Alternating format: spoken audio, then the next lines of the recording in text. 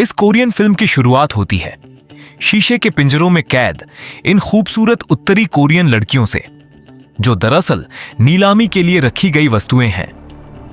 इन सब लड़कियों को उत्तरी कोरिया ने रूस भेजा था, जहां वो शुरू में सिर्फ एक रेस्टोरेंट में काम करती थीं, मगर दिन के समय वो रेस्टोरेंट में ग्राहकों की सेवा करती है और रात को उन्हें होटल जाकर वहां उनकी सेवा करनी पड़ती है। लेकिन जैसे ही लड़कियां इसकी आदी होने लगती हैं, एक बदतर खौफनाक सपना उन पर हमला करता है।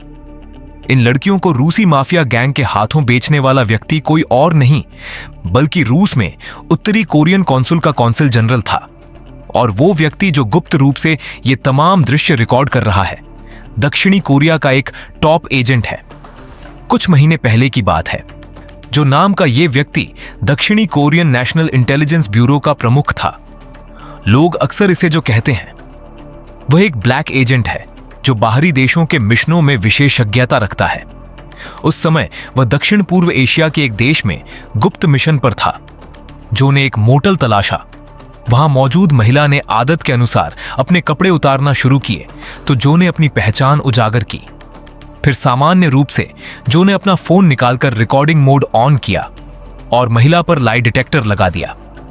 अनपेक्षित रूप से उस महिला ने जो के लिए एक उपहार भी तैयार कर रखा था। पता चला कि यह महिला एक गुप्त सुराग थी जो ने प्राप्त किया था। दक्षिणी कोरियन अधिकारी इस समय उत्तरी कोरिया से जुड़े नशीले पदार्थों की तस्करी के एक अंतर्राष्ट्रीय मामले की जांच कर रहे हैं। इससे पहले इस महिला ने कुछ महत्वपूर्ण जानकारी प्रदान की थी, लेकिन जाने से पहले उसे अंतिम बार जानकारी का मिलान करना था। इसके बाद महिला ने कैमरे की तरफ देखा और दुखी लहजे में बताया कि उसे उत्तरी कोरिया ने विदेशी मुद्रा कमाने के लिए रूस भेजा था। नियमों के अनुसार जो लोग बाहरी देश पैसा कमाने जाते हैं, उन्हें अपने परिवार पीछे छोड़ने पड़ते हैं। इसलिए उसे अपने पति और बच्चों को छोड़कर अकेले व्लादिवोस्तोक शहर जाना पड़ा ताकि वहां प्रशिक्षण प्राप्त करके काम कर सके। फिर एक दिन जब वह रेस्टोरेंट में काम कर रही थी, उत्तरी कोरियन मिनिस्ट्री ऑफ सिक्योरिटी के लोग अचानक अंदर घुस आए और उसे तुरंत घर वापस जाने का आदेश दिया। मगर उसे वापस घर ले जाने के बजाय उन्होंने उसे रूसियों के हवाले कर दिया, जिनके हवाले किए जाने के बाद उसे दक्षिण पूर्व एशिया के एक मोटल में बेच दिया गया, जहां उसने हर तरह की जिल्लत और टॉर्चर सहन किया। अपने बड़ों के निर्देश पर जो ने तुरंत नशीले पदार्थों की उस किस्म के बारे में पूछा जिसका उसने जिक्र किया था। महिला ने स्वयं पुष्टि की कि वह मेथाम्फेटामाइन थी। परिणाम स्वरूप नशीले पदार्थों की तस्करी के रास्ते की पुष्टि हो गई। उस समय अत्यधिक तनाव के कारण महिला भयभीत हो गई। वह अब इस नरक में नहीं रहना चाहती थी। वह रोती हुई कैमरे के पीछे मौजूद व्यक्ति से मिन्नत करने लगी कि उसे यहां से ले जाए। वह कुछ भी करने को तैयार थी।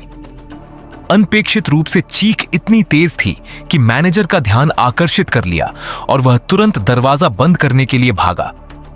जो ने अपने बड़ों से पूछा कि क्या वो मदद के लिए किसी को भेज सकते हैं, मगर उन्होंने कहा कि बजट मंजूर न होने के कारण यह एक्शन बिना अनुमति के है। उसने जो को वापस हटने को कहा।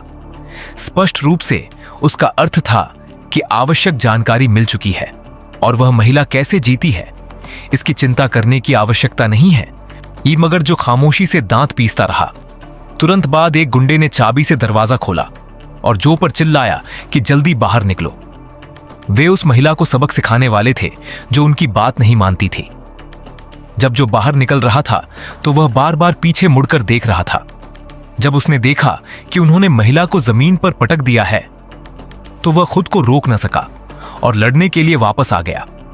इस लड़ाई ने और भी गुंडों को इकट्ठा कर लिया। जो ने आदत के अनुसार अपनी गन निकालने की कोशिश की, मगर उसके अधिकारियों ने उसे तुरंत याद दिलाया कि अगर उसने अनुमति के बिना गोलीबारी की तो परिणाम भुगतना कठिन होगा। गुंडों को जितनी जल्दी हो सके काबू करने के बाद जो महिला को चिकित्सा सहायता के लिए एक अस्थायी सुरक्षित स्थान ले गया। दुर्भाग्य से उसके तमाम प्रयासों के बावजूद वह महिला नशीले पदार्थों की अधिक मात्रा लेने के कारण मर गई। बॉस ने जो को बताया कि इस क्षेत्र में भरोसे नाम की कोई चीज नहीं होती। ही हर कोई जीवित रहने के लिए एक दूसरे का लाभ उठाता है। एक दिन उसे इन चीजों की आदत हो जाएगी। यह सुनने के बाद जो शांत हो गया। कुछ दिनों बाद वह और उसके साथी काम की रिपोर्ट देने कोरिया वापस आए। उसके अधिकारियों ने सब कुछ छिपाने में उसकी मदद की ताकि डायरेक्टर जो को डांट न सके। विश्लेषण के बाद उन्हें पता चला कि दक्षिण पूर्व एशिया का मामला देश की एक यूनिवर्सिटी में नशीले पदार्थों की तस्करी के गिरोह से जुड़ा हो सकता है। इसका अर्थ है कि दक्षिणी कोरियन पक्ष को संदेह है कि उत्तरी कोरिया निरंतर दक्षिणी कोरियन युवाओं को नशीले पदार्थ प्रदान कर रहा है ताकि देश की आने वाली पीढ़ी को नष्ट कर सके। मगर इस क्षण वह स्वयं को और नहीं रोक सका। जो ने अंततः आवाज उठाई और दावा किया कि इन लड़कियों को नशा देकर रूस के माध्यम से यूरोप, दक्षिण पूर्व एशिया और यहां तक कि दक्षिण अफ्रीका में बेचा गया। अधिकांश पीड़ितों का संबंध व्लादिवोस्तोक से था और कई गवाहियां बताती हैं कि उत्तरी कोरिया का राष्ट्रीय सुरक्षा मंत्रालय इसमें शामिल हो सकता है। इसलिए जो को संदेह है कि रूस में उत्तरी कोरियन दूतावास भी इसमें शामिल है। जैसे ही उसने यह कहा, उसने व्लादिवोस्तोक में माफिया गिरोह के बारे में नवीनतम जानकारी की रिपोर्ट प्रस्तुत की। इसलिए डायरेक्टर ने जो को तुरंत काम के लिए व्लादिवोस्तोक रवाना होने का आदेश दिया। कुछ ही समय बाद जो एक विदेशी के साथ व्लादिवोस्तोक में उत्तरी कोरियन रेस्टोरेंट में नजर आया।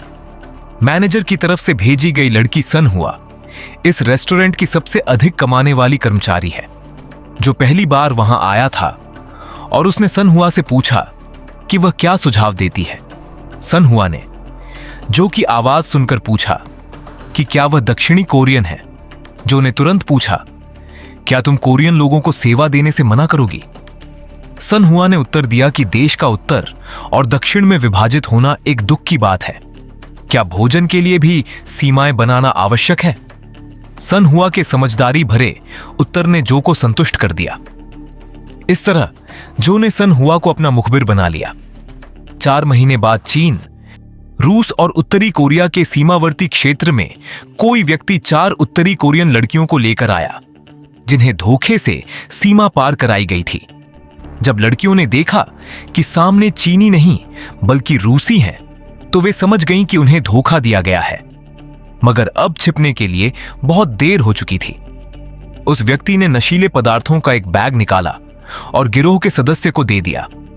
तलाशी के दौरान एक लड़की ने भागने का प्रयास किया।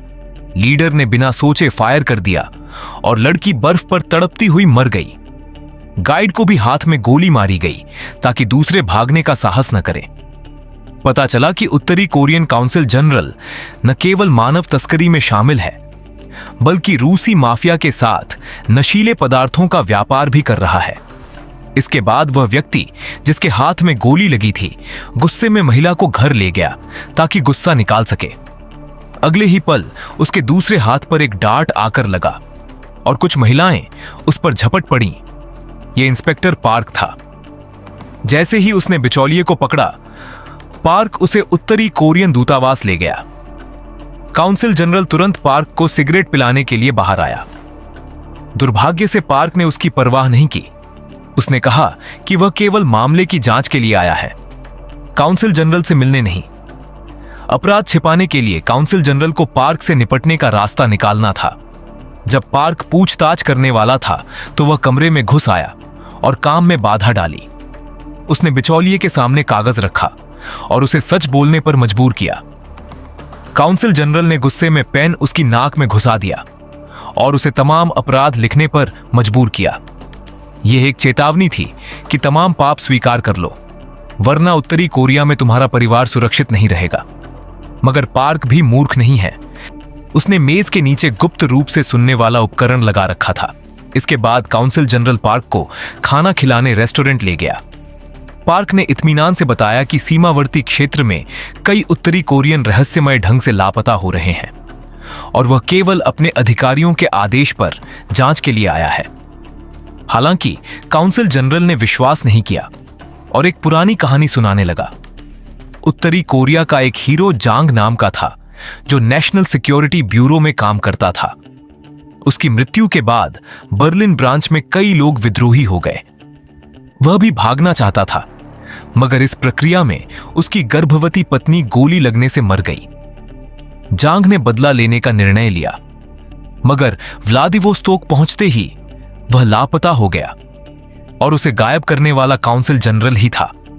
कहानी सुनाने के बाद उसने पार्क से कहा कि देश से गद्दारी करने वाले गिरफ्तारी के बाद यही कहते हैं कि उन्हें कोरियन एजेंटों ने धोखा दिया। जब वे बात कर रहे थे तो सन हुआ खाने की ट्रॉली लेकर आई। पार्क ने उसे देखा और काउंसिल जनरल समझ गया कि पार्क और यह वेट्रेस पुराने परिचित हैं। उसने जानबूझकर कहा कि सन हुआ सबसे बेहतरीन वेटर है और उसका दिल जीतना सरल नहीं। पार्क ने कुछ कहे बिना खाना खाया और फिर रेस्टोरेंट की परफॉर्मेंस देखने गया। सन हुआ स्टेज पर आई और एक प्रेम भरा गीत गाने लगी। उसकी नजरें पार्क पर थीं। इसे सुनकर पार्क का दिल भारी हो गया। इस क्षण पार्क को एक जरूरी कॉल आई। वह काउंसिल जनरल के साथ दूतावास वापस आया, जहां उसे केवल उस बिचौलिए का शव मिला जिसने स्वीकारोक्ति पत्र लिख दिया था। बाहिर तौर पर उसे मार दिया गया था, मगर दूतावास ने इसे आत्महत्या करार दिया। जैसे ही काउंसिल जनरल गया, पार्क जांच की मेज की ओर भागा, मगर मेज के नीचे से वह उपकरण गायब था। दूतावास के एक अधिकारी ने व्यंग्यात्मक अंदाज में वह टूटा हुआ उपकरण उसे थमाया। पार्क को इस पर विश्वास नहीं आया और वह वहां से निकल गया। होटल पहुंचकर उसने अपना गुस्सा निकाला और कंप्यूटर पर काउंसिल जनरल की रिपोर्ट लिखना शुरू की। इसी दौरान सन हुआ ने दोबारा अपना काम शुरू किया और रेस्टोरेंट मैनेजर उसे होटल ले गया। गाड़ी से उतरने से पहले उसने सन हुआ को जल्दी काम समाप्त करने का निर्देश दिया, मगर वास्तव में सन हुआ यहां जो से मिलने आई थी। कमरे में प्रवेश करते ही सन हुआ ने अपनी जैकेट उतारी, मगर जो ने दूसरे कमरे से आकर अपने हाथों से उसे कपड़े पहनाए। उसने सन हुआ की मां के लिए दवाइयां दी और वादा किया कि वह उसकी मां का सियोल में ऑपरेशन करवाएगा। सन हुआ ने पूछा कि वह रूस कब छोड़ सकेगी। स्क्रीन पर उसे मॉनिटर करने वाले कर्मचारियों ने देखा कि उसके दिल की धड़कन तेज हो गई है। वह घबराई हुई थी। उसने बहाना बनाया कि रेस्टोरेंट में एक व्यक्ति आया था जो उसे पुराना परिचित लगा। उसने नशीले पदार्थों का एक नया पाउडर निकालकर जो को दिया, जो मैनेजर ग्राहकों की शराब में मिलाने के लिए देता था ताकि वे आदी हो जाएं। जो ने इसे चेक किया तो उसकी शुद्धता 99% थी। जो ने उसे माफिया के आदमी की फोटो दिखाई, मगर सन हुआ ने उसे पहचानने से इनकार कर दिया। फिर जो ने लापता लोगों के बारे में पूछा। सन हुआ ने बताया कि कुछ साथियों को सुरक्षा वाले ले गए थे। शायद उन्हें वापस देश भेजा गया, मगर उनके घर वालों को कुछ नहीं पता। उनमें रियोंग नाम की लड़की भी थी। यह नाम सुनकर जो स्तब्ध रह गया। अब सब कुछ स्पष्ट था कि दूतावास मानव तस्करी और नशीले पदार्थों दोनों में शामिल है। 7 बजे उन्होंने काम समाप्त करने का नाटक किया और जो ने सन हुआ को दस्ताने दिए। मैनेजर उसे हॉस्टल छोड़ने गया तो पार्क वहां आ गया। मैनेजर ने उन्हें अकेले बात करने का अवसर दिया। पार्क और सन हुआ पहले मंगेतर थे, मगर सन हुआ ने अचानक रिश्ता तोड़ दिया था। पार्क उसे अरसे से ढूंढ रहा था। सन हुआ घर जाकर रोने लगी, मगर पार्क को नहीं पता था कि उनकी मुलाकात काउंसिल जनरल के आदमियों ने रिकॉर्ड कर ली है। वीडियो देखकर काउंसिल जनरल ने आदेश दिया कि सन हुआ के संबंधों वाले तमाम पुरुषों का पता लगाया जाए। जल्द ही काउंसिल जनरल के कारिंदे होटल पहुंचे, जहां जो और उसके साथी भी मौजूद थे, मगर जो ने अपने साथियों को तसल्ली दी कि यह सामान्य निगरानी हो सकती है। उन्होंने उस व्यक्ति की तलाश की जिसका जिक्र सन हुआ ने किया था, मगर डेटाबेस में कुछ नहीं मिला। फिर उन्होंने पार्क और सन हुआ की मुलाकात की वीडियो देखी। पहली नजर में वे प्रेमी लगते थे, मगर पार्क का बाहर सर्दी में खड़ा होना बताता था कि उनका ब्रेकअप हो चुका है। जल्द ही उन्हें पता चला कि कोई और भी पार्क और सन हुआ की वीडियो बना रहा है। यह वही दूतावास का कर्मचारी था जो होटल में मिला था। एक खौफनाक परिणाम सामने आया कि सन हुआ पकड़ी जा चुकी है। जो ने निर्णय लिया कि स्थिति खराब होने से पहले सन हुआ को वहां से निकाल ले, मगर साथियों ने उसे धैर्य का सुझाव दिया। जो रियोंग को न बचा पाने के दुख में था, वह नहीं चाहता था कि सन हुआ के साथ भी वही हो। दूसरी तरफ काउंसिल जनरल पार्क की हर हरकत पर नजर रखे हुए था। उसने पार्क के कंप्यूटर पर मॉनिटरिंग रिपोर्ट देख ली। और सन हुआ का राज भी जान गया। उसी रात कुछ काले कपड़ों वाले पार्क के कमरे में घुस आए। जे पार्क ने उन्हें हरा दिया, मगर अगले ही पल उसके सिर पर बंदूक तान दी गई। उसे काउंसिल जनरल के आदेश पर दूतावास ले जाया गया। वहां उसे एक वीडियो दिखाया गया जिसमें रूसी व्यापारी सन हुआ को हर हफ्ते एक विशेष कमरे में बुलाता था और साथ वाले कमरे में 2 काले चश्मे वाले आदमी जाते थे जो आपस में जुड़े हुए थे। काउंसिल जनरल ने तुरंत हॉस्टल की तलाशी का आदेश दिया। जो ने दूतावास से गाड़ियां निकलते देखी तो उनका पीछा किया। पार्क ने हॉस्टल में सन हुआ से पूछा कि उसने क्या किया है, मगर वह खामोश रही। पार्क ने उन 2 आदमियों की तस्वीर दिखाई तो सन हुआ की नजरें चुराने से वह सब समझ गया। उसने जो को इशारा किया कि वह कुछ न माने और कहे कि दक्षिणी कोरियन उसे ढूंढ रहे थे और वह पार्क के लिए जानकारी जमा कर रही थी। सन हुआ को दूतावास ले जाया गया, जहां जो ने काउंसिल जनरल के रूप में पूछताछ की। पार्क को पता चला कि सन हुआ की मां को कैंसर है और उसके पिता ने पैसे के लिए तस्करी की थी, जिसमें वह पकड़ा गया। इसीलिए सन हुआ रूस आई। सन हुआ ने अपनी जिंदगी की पहली रिपोर्ट लिखी, मगर काउंसिल जनरल ने उसे फाड़ दिया और दोबारा लिखने को कहा ताकि झूठ पकड़ा जा सके। सन हुआ थक कर चूर हो गई और पानी मांगा, मगर काउंसिल जनरल ने पार्क को आदेश दिया कि उसे वाटर टॉर्चर करे। पार्क सहन न कर सका और उसे गहरा सांस लेने का कहकर दिखावे के लिए टॉर्चर शुरू किया। पार्क ने स्वीकार किया कि सन हुआ को दक्षिणी कोरियन से जो पैसे मिले वे वफादारी की राशि के रूप में प्योंगयांग भेजे जाने थे, इसीलिए उसे वापस देश न भेजा जाए। काउंसिल जनरल ने जोर दिया कि वह उसे वापस भेजेगा। पार्क ने सन हुआ से कहा कि वह वही करे जो उसने कहा है। वह उस दक्षिणी कोरियन एजेंट को ढूंढ निकालेगा ताकि सन हुआ बच सके। जब सन हुआ को ले जाया गया तो जो ने पीछा किया। पार्क भी जांच के लिए वहां पहुंचा जहां दक्षिणी कोरियन एजेंट छिपे हो सकते थे।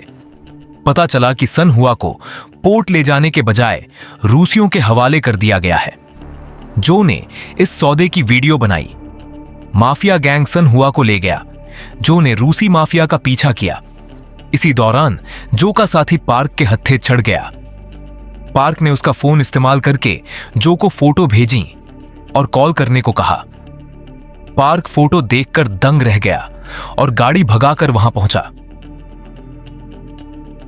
काउंसिल जनरल के आदमी भी पीछे लग गए।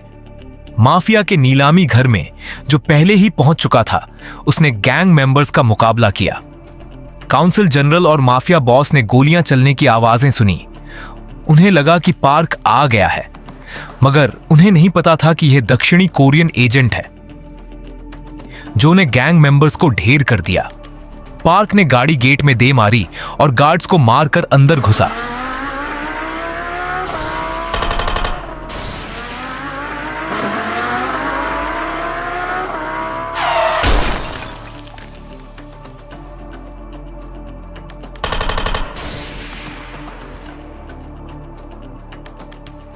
पार्क और जो का आमना सामना हुआ। दुश्मन देशों के होने के बावजूद उन्होंने अस्थायी सहयोग का निर्णय लिया। माफिया बॉस ने बुलेट प्रूफ शीशे के पिंजरे उनकी ओर धकेलना शुरू किए ताकि वे बच न सकें।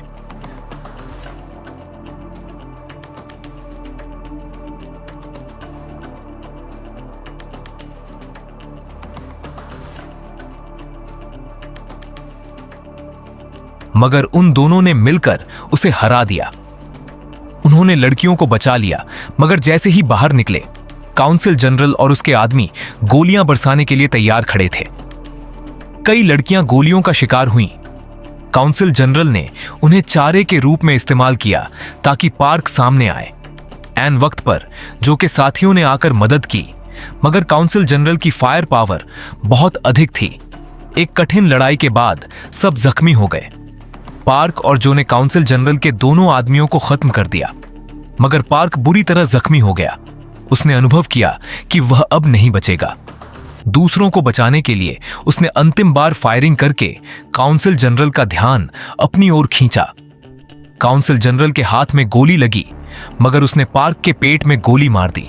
जो सबसे कम जख्मी था वह पार्क के पास पहुंचा तो पार्क ने अंतिम शब्द कहे। फिर सन हुआ आई और अपने प्रिय को विदा किया। कुछ समय बाद जो वापस घर आया और रिपोर्ट पेश की। रूस में आपराधिक संगठन इन महिलाओं को देह व्यापार और नशीले पदार्थों के लिए इस्तेमाल कर रहे हैं और मासिक लाखों डॉलर कमा रहे हैं। कुछ लीडर्स को यह चिंता थी कि नशीले पदार्थ कहां से आ रहे हैं, जिसकी जो ने अभी जांच नहीं की थी। सन हुआ ने दूतावास में बयान दिया और कहीं दूर जाकर नई जिंदगी शुरू करने की इच्छा की। दक्षिणी कोरिया ने उसकी मां को निकालने का प्रयास किया था, मगर पता चला कि वह रास्ते में दिल के दौरे से मर गई है। जब जो के साथी ने पूछा कि पार्क ने मरने से पहले क्या कहा था, क्या उसने सन हुआ को ले जाने का कहा, जो खामोश रहा और फिर कहा कि पार्क ने पूछा था कि क्या उसकी जान बचाने का कोई तरीका है, क्योंकि वह अभी मरना नहीं चाहता। इसके साथ ही यह फिल्म समाप्त होती है।